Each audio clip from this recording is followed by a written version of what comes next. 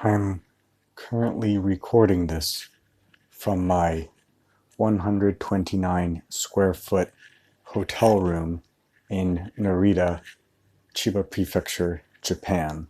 As a US national, America being on the long list of nations from whom nationals are restricted from entering Japan during these COVID-19 lockdowns, I have successfully managed to enter the country.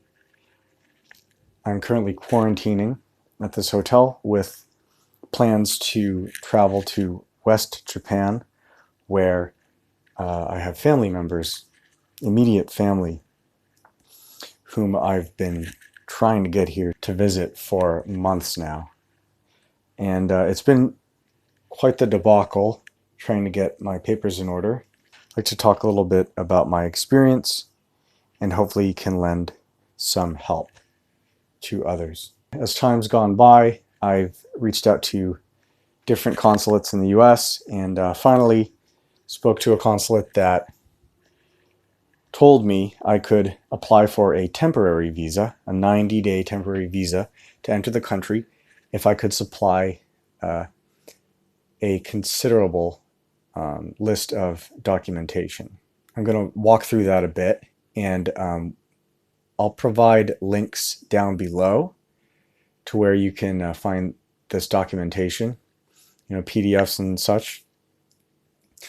So first off is the temporary visa application available on your local Japanese consulate's website. Now, if you're lucky enough to live near a major US city that has a Japanese consulate, this process is going to be a little easier. I was able to apply for the visa all via email by taking photos of my documentation and sending over those copies.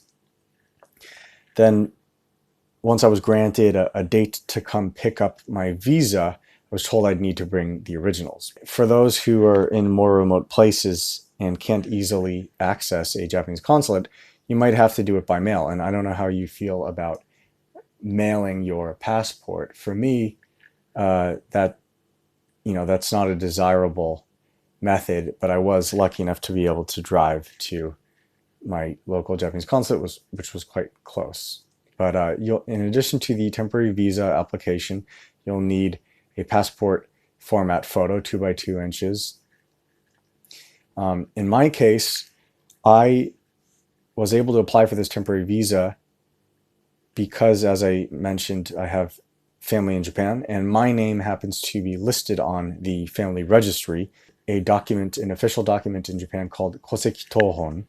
Here's an example.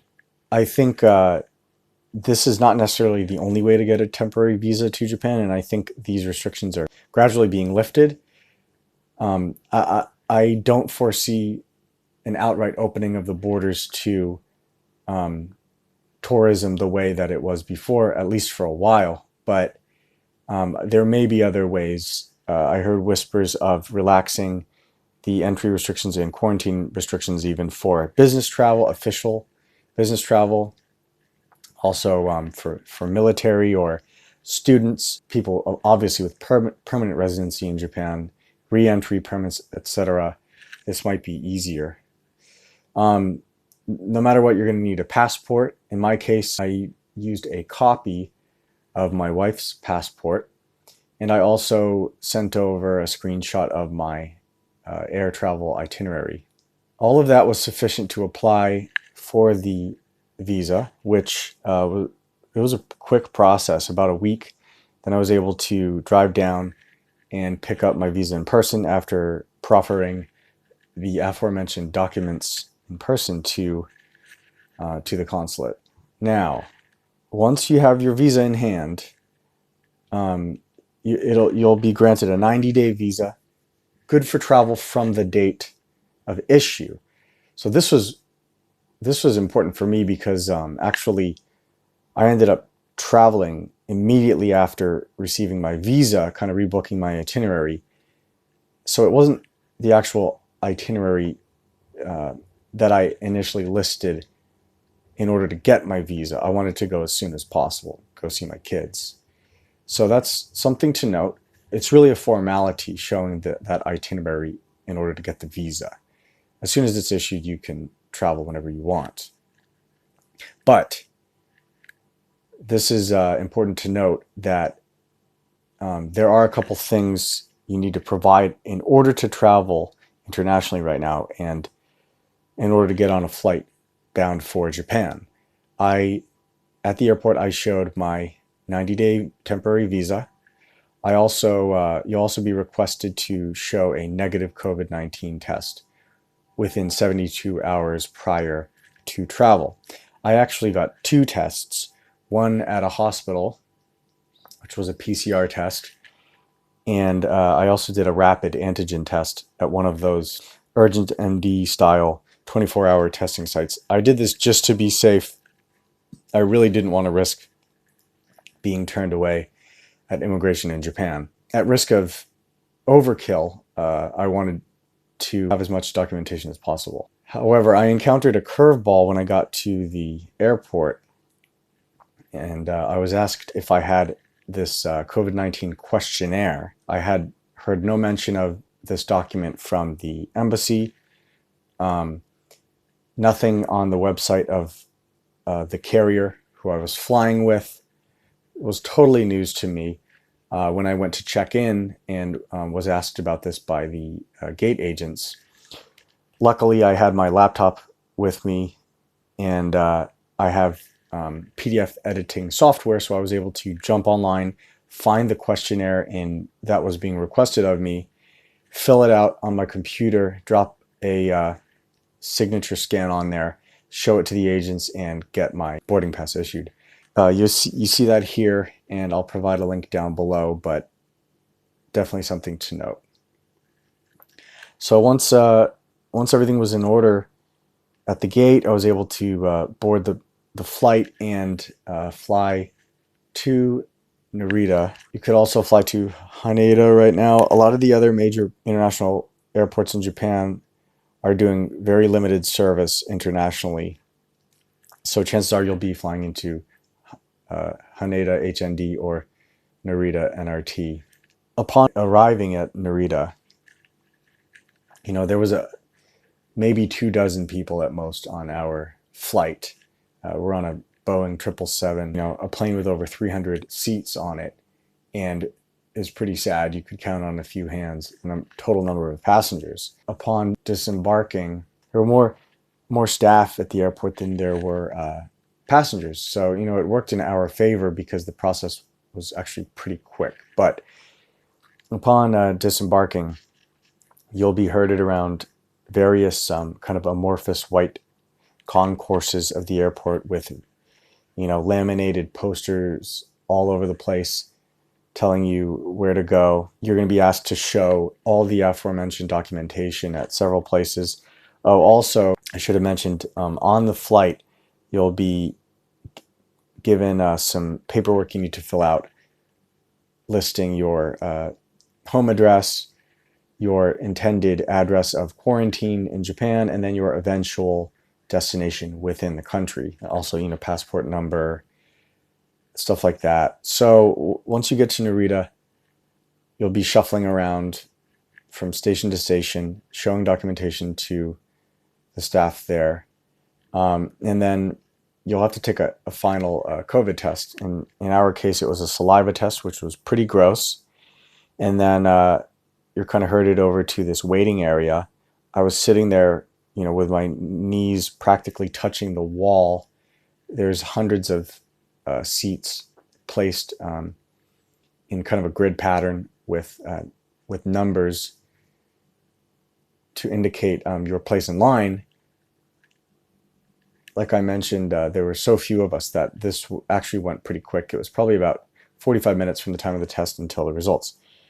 Once you get your negative results, God willing, you'll line up again, go through a couple other processing points, and finally on to immigration, where you'll pick up your suitcase, your luggage, and proceed through immigration pretty much as usual. It was a pretty good feeling once I finally made it through. I was really cautious, as I mentioned. I had multiple COVID tests going into this, and I just didn't want to get stuck for any reason for not having the proper documentation. One thing to note, the recognized forms of COVID testing are somewhat limited, but whether PCR or antigen test, there's a couple others, you should be able to find what you need. There is this kind of very specific document from the MOFA website, kind of asks the testing center to go above and beyond and sign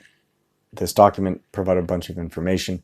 I was able to get the testing sites to sign it for me through really imploring them. It was kind of tough to get them to write those out, because most testing centers, the process is very automated. They issue their own official documentation, and that's the end of it.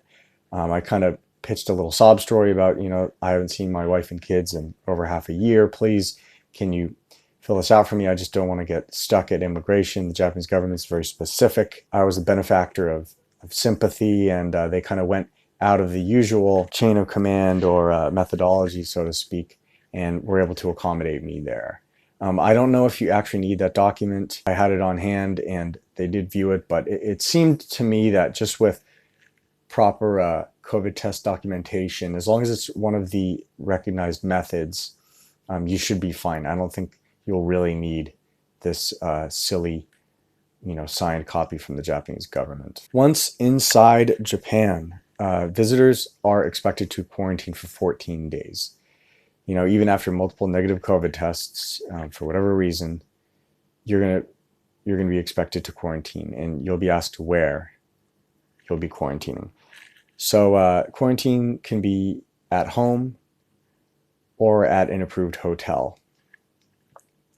A list of which you'll see here. This is at least for the Narita area. Use of public transportation is restricted, so that's something to note. If you're able to fly in and rent a car or have someone pick you up via automobile, you can go quarantine at your final destination. In my case, with my family being so far away and driving being kind of prohibitive, I decided to quarantine at a hotel, one of these approved hotels in Narita. That's my life for the next couple of weeks. To be honest, once I cleared immigration, it was kind of just like every other time I've come to Japan. It's funny, I went to ask at the Annaijo, the information booth right at the exit of the airport, how I could find the shuttle to my hotel.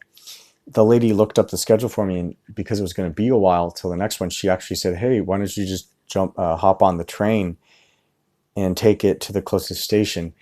And I kind of chuckled and reminded her that as a quarantiner, I'm forbidden to travel on public transportation. I was honestly pretty surprised she didn't seem to know about that or connect the dots.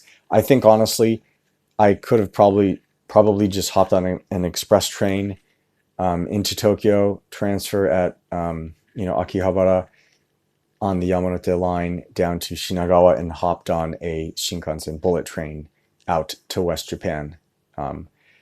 There's no way you're going to be able to take a connecting domestic flight. I think you could probably get on the train if you want to risk it, but I'm playing by the rules. Japan is a very rule-oriented society, and I wanted to do my due diligence there. This is my life for the next couple weeks. I hope that this will provide some guidance to people going about this pretty multifaceted process. I'm glad to be back in Japan. I love Japan. It's my second home. It's been a while since I was last here. These are different times, but I feel really blessed that I was able to make it here, and I'm excited to see my family in a couple weeks. Thank you all for listening. 頑張ってください。失礼します。